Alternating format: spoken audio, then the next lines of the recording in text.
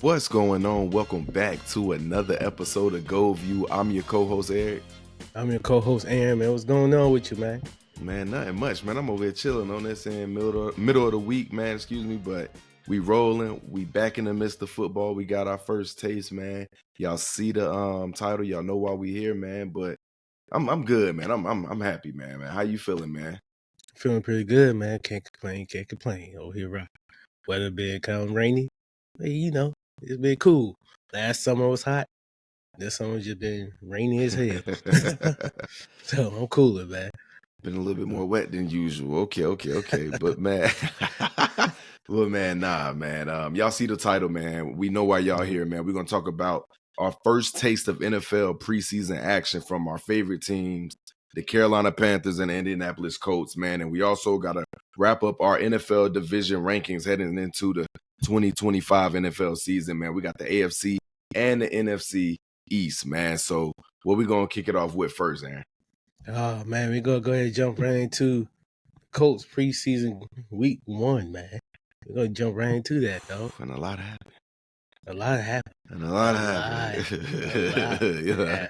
Y'all had some returns. Y'all had a lot happen. A lot happened, man. Like, I don't know. I felt good about it.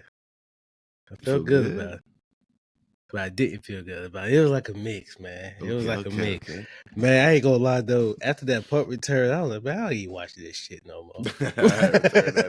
I was like, golly. Bro, I was like, bro, come on, y'all. Like, in the preseason game, man. That was a bad little series of plays right there, too. Bad little series of events that happened following that punt return. But what's some things that stood out to you that you did like? That I did like. Yeah, leaving away with this game. What did anything reassure you from a certain position? Sparks from new players? Like, what was happening? That's a good question.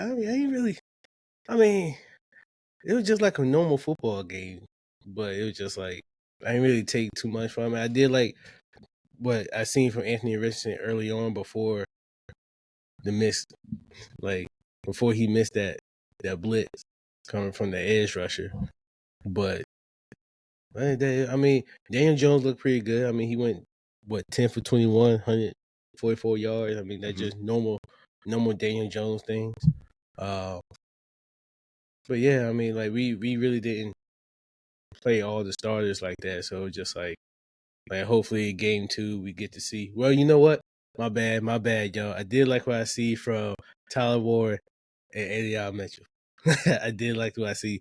They completely slipped my mind just now, but I did like what I see definitely from them 2, man. Tyler Warren went I think he had 3 catches, 40-something yards. And Eddie Mitchell was just out there baller. Well, not baller, but he for a preseason game, yeah. So I definitely like what I see from them 2. And I would kind of want to see Tyler Warren get more and more involved into the offense and with Eddie Mitchell as well. So it's just like I'm glad to see them that did what they did. So yeah, that's what I really liked really liked from the game. But yeah, man. It was solid. It started off good. The Baltimore Ravens went out there. Got picked off. Cooper Rush got picked off first play. His first pass attempt, excuse me. Yeah. And it was a nice interception, dog. It was a solid interception. And Anthony Richardson comes out there on the field. They have a 3-and-out, but we instantly see him go towards Adonai Mitchell, something we've seen in training camp throughout this whole, throughout the past few weeks. So to see that was about to, come into the game action or come into live game action was good to see they was working on that and it was about to come into the game. Like you said, I love what I seen from you guys' first round pick, Tyler Warren. I love his yak. I love his, yards after the catch, man. He's a physical dude. He gonna play with a lot of power, bro. It's gonna be hard. It's gonna be really, really hard to bring him down, and he's gonna be so reliable no matter who's that quarterback for that offense. I can guarantee you that. And another guy that stood out to me, Hunter Waller, had 6 solo tackles, man. He was flying around. Something we seen him doing in the joint practice. We seen him pick off Cooper Rush. We seen him pick off Lamar Jackson. So him having 6 solo tackles in this game, and he came out there with the ones, didn't surprise me. I figured he was going to be on special teams, but for him to be running with the ones, I'm like, man, like it's so dope because we seen it when we were talking about it right after the draft, and we was looking at his highlights. We was like, man, this dude, if he can see the field, he gonna be a problem. Bro, yeah, he gonna get on the field, do what he need to do, bro. Like you said, he definitely gonna be a problem. I just like how physical he is as well. Physical. Yeah, I definitely, bro. His pursuit and attack on the ball is crazy. Yeah, bro. I really like that. So, man, but of course, like the biggest thing that happened within the game was Anthony Richardson dislocating his pinky, but just missing the read, man. Yeah, from the edge rusher. Shit happened, but it happens, and it's just like, all right, man, just learn from it. We don't need to see that again. You don't need to be taking no hits, especially not in the preseason. And then you dislocate your pinky as well. You know, everybody think that you just injury prone. Yeah, so yeah. They reacted like he ripped it off. I had already seen video of him throwing again in practice, but he just had it, just had it splinted up, just had it, taped up. Yeah, it did. He was already throwing, and it's on his throwing hand. Yeah, and like people, like I feel like some people overreacted to it in a way. I just think because it was his track record, and it's like, and it's the preseason, so you looking at it like it wasn't supposed to be, and we not NFL players, nothing like that, but it always seemed like they dialed it back at least a little bit from the intensity. So it kind of came like, dang, people was looking at it like, oh, here we go. And me personally, I think he's going to start week 1. I don't know if he's going to start the full season. I think if he won a shot at next year with the Colts, I think he should definitely be shooting for 17 games and beyond. But, yeah, it just sucked to see him go down with another injury. Granted, it was minor. Dislocated pinky, they was able to get that back popped in place. I seen reports on Twitter, on X, saying that he wanted to come back in the game, but of course, precautionary, they weren't going to let him come back in that game. No matter what injury it was, Yeah, they definitely wasn't going to let him come back in the game. Not a preseason. I did want him to come back, though. Yeah, just to show, like, yo, I'm just not. I'm not about to keep doing this, but it is what it is. Hopefully, I know Daniel Jones going to start the first. Going to start, and that was planned. That was all they said. That was already planned. It wasn't like that he had got injured, and it was like, oh no. So so hopefully both of them get more reps. I mean, especially AR, he get more reps in the second game, and then we'll just go from there, man. Like, I mean, same thing in the third game. I mean, I don't know who's going to start that game, but we'll see. Yeah, we'll see, because I feel like whoever going to start the third game is going to be the one that's starting the season. Yeah, whoever started the third. Well, that's what I'm thinking. Like that. Did they say they was going to play starters in the third game? Have no idea. Because that's what I'm saying. If they don't, because that's a lot. That's tricky too. Because a lot of teams don't. Yeah, but nowadays for the guys so they can know who's off the team for that, slim that thing down at that 53. Yeah, nowadays starters don't, like, a lot of teams, the starters don't even play preseason. They use that as that first little bye. Yeah, like yo, we over here chilling. yeah, and it's like, all right, I get it. But it's gonna be real interesting who they trot out there. We going, bro. I think it's gonna be AR, bro. I think it should be AR, man. Like, with him and Jonathan Taylor in that backfield, bro. Like, you never know what's gonna happen, and hopefully he could get right with that, man. Just stay accurate with the passes and Quentin Nelson, y'all, you guys' best player said it's the best cap he's seen from him. Yeah, third year in the game. I mean, third year in the league. So it's just like, it's the best camp I've seen. So let's hope. And Quentin Nelson don't come off as the guy that's just gonna blow smoke. No. So I think he might be serious. You just need to keep it and stay it on the field, man. Like, and be consistent, because like we seen it, he was ready to start attacking that defense. He was ready. Like I said, with the connection he had already off the rip with Adonai Mitchell. And like I said, After that practice we seen last week where he said mic drop. Bro, it's like, man, you just wanted to see a series or two of that, maybe even 3. Yeah. Because I think, he was going to play more than that. He was going to play like a quarter and a half or something like that. Yeah, maybe. Man, the way Anna Mitchell was just, he cooked a couple folks last year, man. And like the passer was just overthrown, man, and things like that. So I was just like, damn, what can we get from him from his rookie season? But now, like both of them is a little bit more mature. So it's just like, yo, they built that connection with each other. I'm more excited to see Anna Mitchell this season than I was last season. So it's just like, yeah, most definitely. Yeah. You feel like you're like, okay, he might have found his spot in this receiving core, found his his place, his role or whatever, man. And I think it's gonna come out real nice, man. And before we get off this game, I like you guys' second round pick, JT out of Ohio State, the edge rusher you guys got. Had a sack, had a nice third down stop as well, followed by a sack from I can't pronounce his name, Tommy. But you got Bro, he had 12 another sacks. edge rusher you guys picked it up. That's nice, bro. He had 12 sacks in the 12.5 sacks last year, if I'm not mistaken, at Ohio State.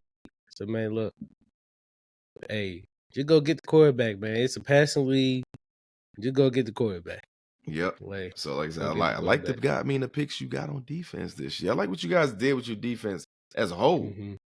Yeah. So I'm loving I'm loving that Hunter Waller pick. I think that's the hidden gem right there. Yeah, I'm real to stand by that. I think that's the hidden gem. Man, he's already running with the ones. Like, he rolling. Yeah, picked off Lamar. Man, that's crazy. Snagged it, too. Went up and snagged it, bro. It wasn't like it was a tip drill. And no disrespect, chip drills, nothing like that. But it was like, yo, he snagged that. Like, he definitely did, bro. He definitely did.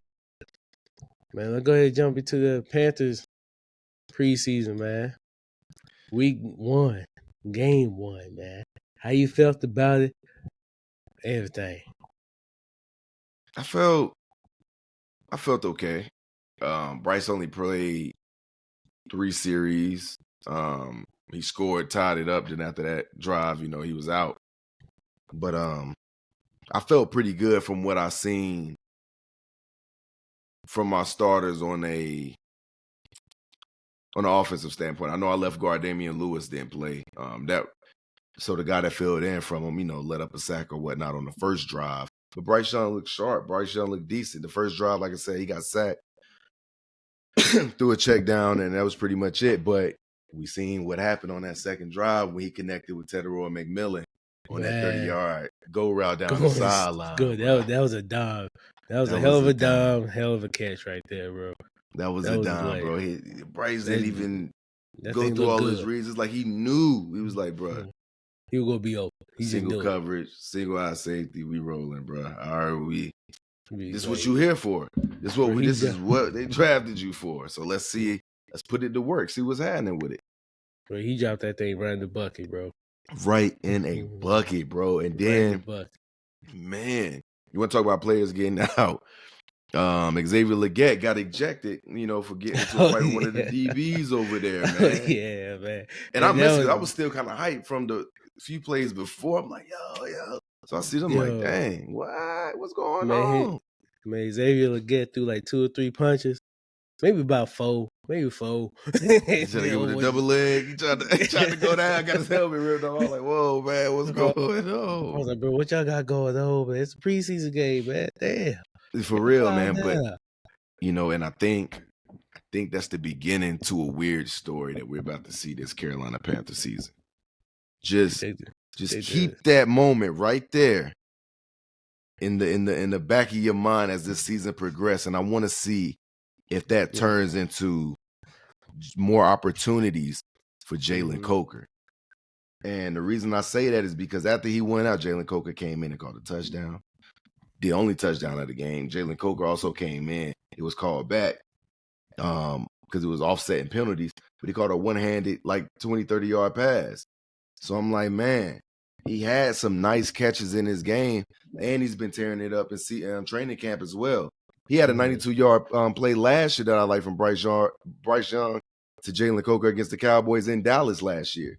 So he came up big last year as an undrafted free agent. So he came in and balled out. Him and Xavier Legette had the same amount of yards last year.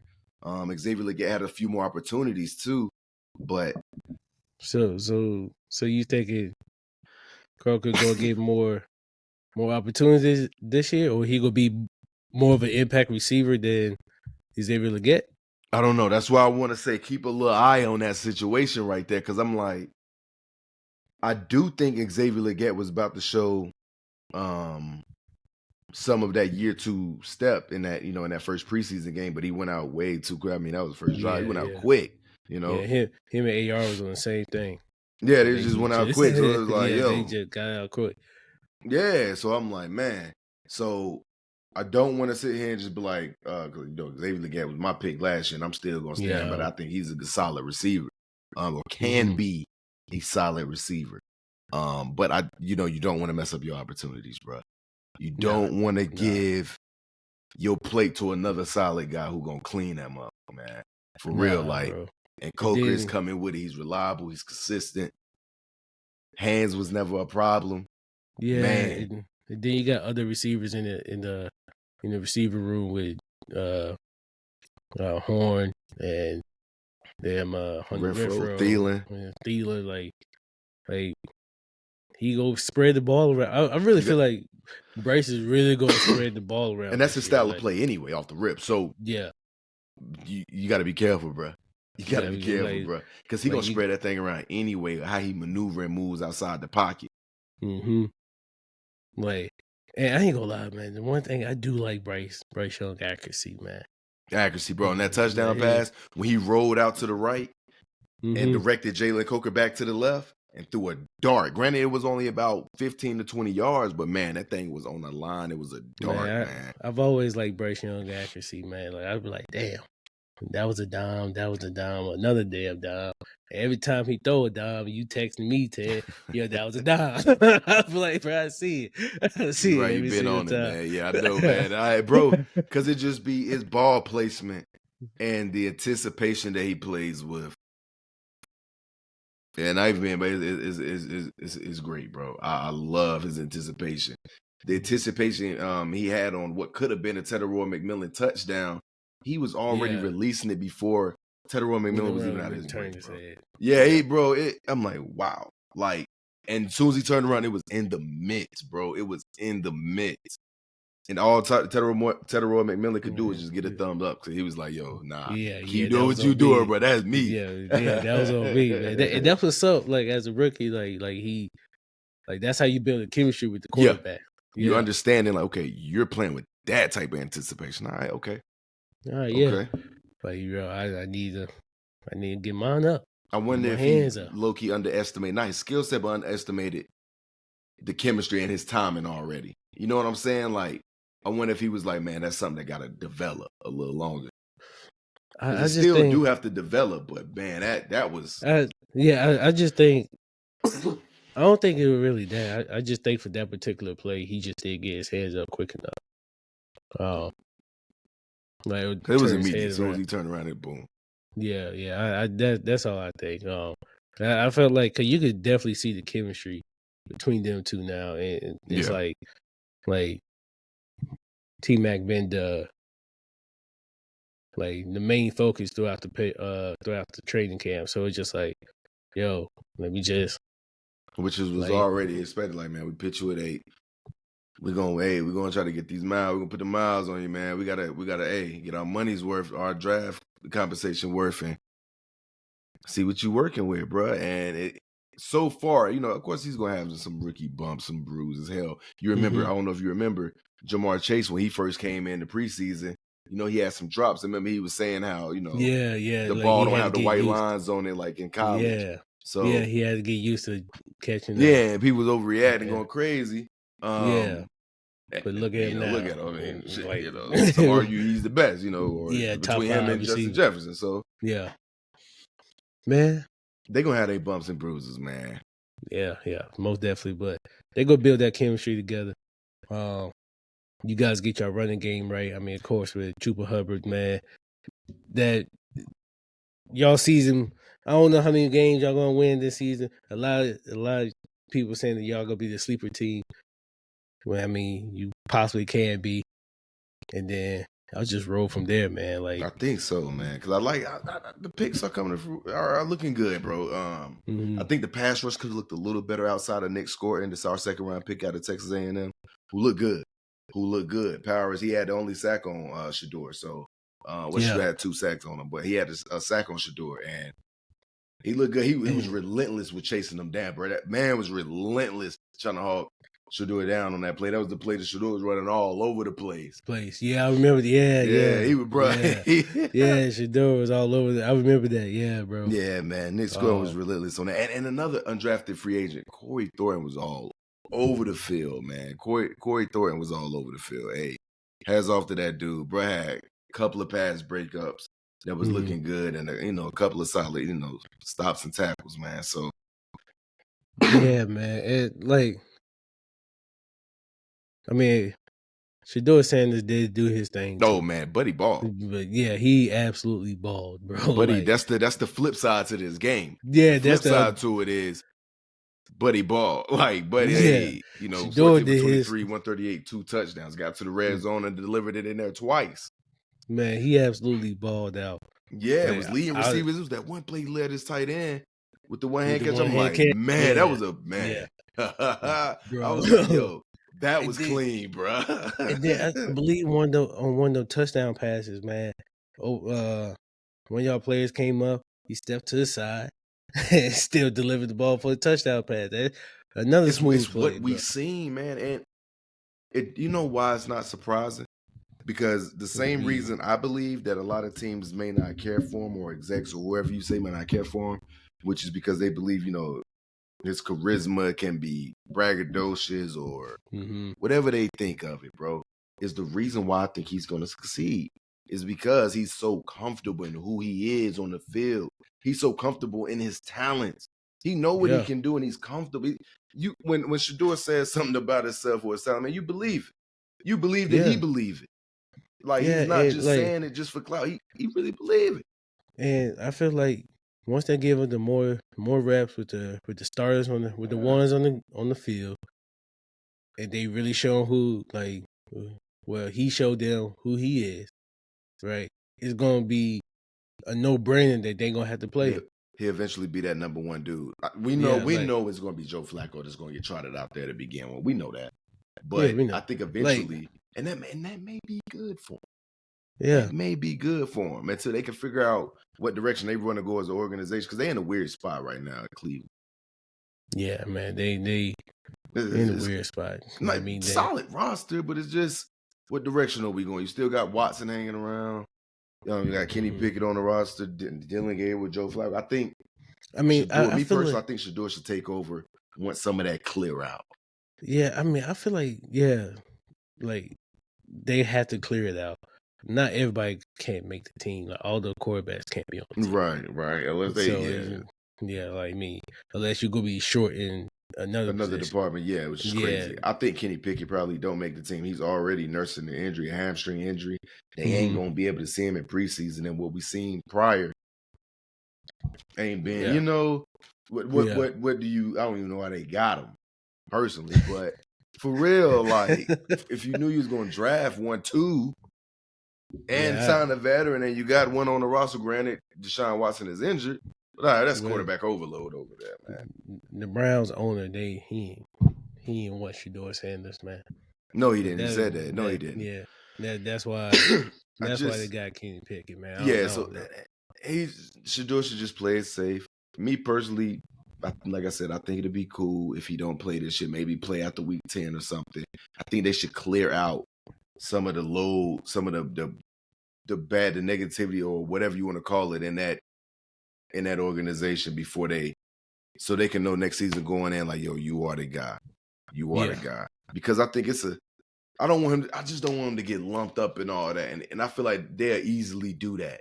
Lump him up in lump him up. If this season don't go well, and let's say Joe Flacco play bad and it's just not looking good, and then Shador come in and he struggles a little bit, come away mid through the season, and they go through a tough stretch of teams. They got top 10 defenses. they're gonna let them say, "Oh, they need a new quarterback. All that quarterbacks was bad last year," and that may not even be the case. It might not even be the case, man. But So you know how they gonna do, man. Yeah, because they already ragging on him. So I just think he should probably stay clear. Unless like I say, he do believe in his talent, so he could go out there and ball. But I just know they gonna point that finger when stuff go down, bro. They gonna blame him and nobody else. Like they, you know it, bro. You know how they gonna do. You know it, and it's not like they spent a ton on draft to go get him. So it's not like they're gonna feel bad for releasing him if he don't play extravagant. Somebody else gonna take him with no problem, bro. Easy. Yeah. They should, because we thought that was gonna happen in the draft, that a lot of teams should take him. But we gonna keep an eye on that throughout the season, man. But we gotta go ahead and jump into the AFC East division prediction, man. Let's get into it. Let's get into it, man. I'm gonna start down from the bottom. Start from the bottom. I'm gonna go ahead and start from the bottom. Who you gonna put on blast like that? Who you think gonna finish last in that division? I got the Patriots, man. Finishing last? Yeah. Wow. I got the Patriots. I'm gonna shock y'all with this one. Nah, I ain't gonna shock y'all. I got Patriots, maybe Jets, then Dolphins, and of course the Bills gonna win AFC East. But Jets and Dolphins, they could be flip-flop for me as well. But I got Bills, either Jets or Dolphins, or Dolphin Jets, and then the Patriots. That's how I got the AFC East, man. I mean, it's just, I mean, the Patriots may do something this year, but I don't see it. I think they will. I like I like what they got in Drake May. He looked solid last year, but I like what they drafted in the first round. The tackle out of LSU, Will Campbell. Go look at some of the tape in the preseason of how he was just mauling guys, bro, especially in the run game and in the pass game, bro. So then they got Travion Henderson, the rookie, who took it on his first touch, took it to the crib, bro. So I know all that ain't gonna just come together all just take off, but I think they're gonna be a sleeper team too. I think they can. Me personally, I got them finishing second in that division, bro. Okay. I think they can finish second. I mean, Mike Vrabel, he is a good coach. Let's just see how he does. But I'm rooting for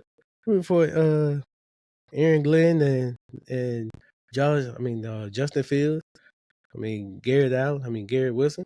Like I want to see what they do out there, man. I do too. I really do. I do. Like I said, they got Aaron Glenn now. Yeah. Robert Saleh's not there. Although I don't think he was just straight up the problem. I don't think he was. I don't think he was a bad coach. No, I don't think he was a bad coach at all, man. I think it was just he had a solid roster. Just quarterback situation. If you can't, if you can't figure it out, the quarterback situation early, and then you try to go to that veteran, and that don't work out, that's usually chopping block. I mean, how you think I feel, bro? How you think we feel? I mean, we went from Andrew Luck to Jacoby Brissett to Phillip Rivers to Matt Ryan to Carson. I mean, we had Carson Wentz, then Matt Ryan. Like, bro, it just been like a whole fiasco of quarterbacks that we've been going through. You haven't it, It has, bro. It has, but that usually get coaches fired, man. Like trying to go through a quarterback carousel, you usually got to hit on somewhere, or at least get a mediocre coach to come through there. And I think you can survive. Frank got fired, so see. But I got the Jets finishing last in that division. I got the Jets. Oh man, I got the Jets finishing last, bro. And I like Justin Fields and the defense over there still. But I got them finishing last, man. And I got the Dolphins coming in third, Patriots coming in second, and of course the Buffalo Bills. They're going to be on top of that division until you can get a quarterback that can come close to Josh Allen, and then the combo they got with Sean McDormand over there. So that's gonna be tough, bro. That could be a tough division. I mean, it's not gonna be. Bills gonna be running away with it, man. It's kind of. I feel like the Bills gonna be like the Chiefs in the West, in the AFC West. like how the Chiefs was. I mean, now it could be a little bit closer, but at one point, bro, the Chiefs were just running away every single year. Yeah, I and mean, I don't think they ran away with it last year. Yeah, and I don't think they got a defense. The Jets can rival it a little bit, but I mean, you got to remember the Bills finished second in points scored. So that was it, bro. They was rolling on offense, bro. They was rolling. They thought it was going to be a step back year for Josh Allen, losing Stephon Diggs. And that seemed not to be the case. You know what I'm saying? Granted, their first-round rookie ain't pan out like they thought, Keon Coleman. So we're going to see what he can do, see if he can make some type of leap coming out of Florida State. But I think, look, man, I don't know if they got an offense that can straight up shut them out and make it hard for them to get up out of that division. I don't. Yeah. Even with that, I know they got the James Cook situation going on out there, where James Cook is holding out as well, or holding in, if I'm not mistaken. It's like kind of a little different situation, but none of these teams topping the Bills. Now, seeing what the Dolphins did 2 seasons ago, so they should be healthy, but we don't know what Tua's going to be. Hopefully he stay healthy, man. Hopefully, that's hope. I hope. Because he's accurate too. He's definitely accurate, man. Then they got Mika Fitzpatrick coming back from the trade with Jalen Ramsey. So which I thought that was weird. I'd rather pair those 2 veterans up than do a swap. But Jalen Ramsey, he probably gonna be all over the field on the defensive side of the ball this year. Yeah, for Pittsburgh, he definitely will be. Yeah, so it's gonna be a different role for him. But it's gonna be good to see. It's gonna be good to see. But who you got? How you got the division playing out again? One more time. From the top to the bottom, I got the Bills, either Jets or Dolphins Jets in second. Okay. Third, and then I got the Patriots down at the bottom. Okay, interchangeable list. Okay. Interchangeable. I got the Bills, Patriots, Dolphins, and the Jets finishing in last. But I think this division is going to be competitive because I actually got the bottom 2 teams. Honestly, the bottom 3 teams, I think everybody's going to make a little bit of a jump this year. I think the Patriots going to be better than 4-13. Dolphins going to be around 8-9 or maybe a little bit better. And I think the Jets could be better than 5-12. I think this is going to be one of those divisions where it can get a little close. Gotcha. That makes sense. Man, I'll go ahead and jump into the NFC East division. The interesting one, right? Yeah. The interesting one, man. You want to go first this time? Sure, man. And the reason I say it's going to be interesting is, what are we going to get in year 2 of Jaden Daniels? The brother Ball year 1. Balled I believe he's going. I believe he is a baller. Yeah. Did he go to the NFC? What was that? The NFC? Yeah, NFC Championship game against Detroit. Yeah. No, the Eagles. I mean the Eagles. Sorry, excuse me, the Eagles. Tripping, but I believe. Look, I believe he can play a decent year 2. Now, if he had that slump, do the Cowboys take a decent, okay step to battle that? I don't know, man. I don't know. I don't know about the Cowboys. As long as do they take a big enough of a slump to have a decent gap between the Eagles? That's what you don't want, because the Eagles they still a complete team. Yeah, they still lost Milton Williams, but they still complete. Yeah, they still got pretty much everybody. That I know they don't got Darius Slay on there no more, but they pretty much got everybody that they had last year, if I'm not mistaken. Their core players are still there.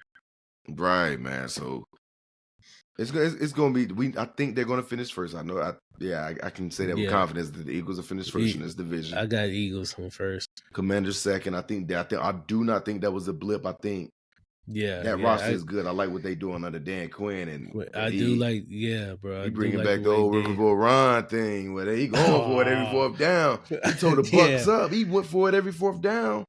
Almost every 4th down throughout that whole game in the division round. I'm like, yo. A Riverboat Ron was bullshit with you. But yeah, man, I got Eagles and the Commanders. Who you got third? Cowboys. I got the Cowboys. I got the Cowboys too. The Giants, I think they'd be a little better. I like Abdul Carter on the opposite side of the I won't be surprised. With Brian Burns back there as well. I like what they got out there. Malik Neighbors and stuff. Russell Wilson. I won't be surprised, man, if the Giants is above the Cowboys, though. That wouldn't surprise me either, because I think maybe Yeah. this offseason is going to come back to bite the Cowboys. It could, and then like, unless they pay Micah Parsons, man, like, yeah, like I mean, which they should. Which I think should. I think that's what they're going to do. It's going to happen. It's no way. Yeah, it's no way, cause bro, it's no way. He had way too many sacks.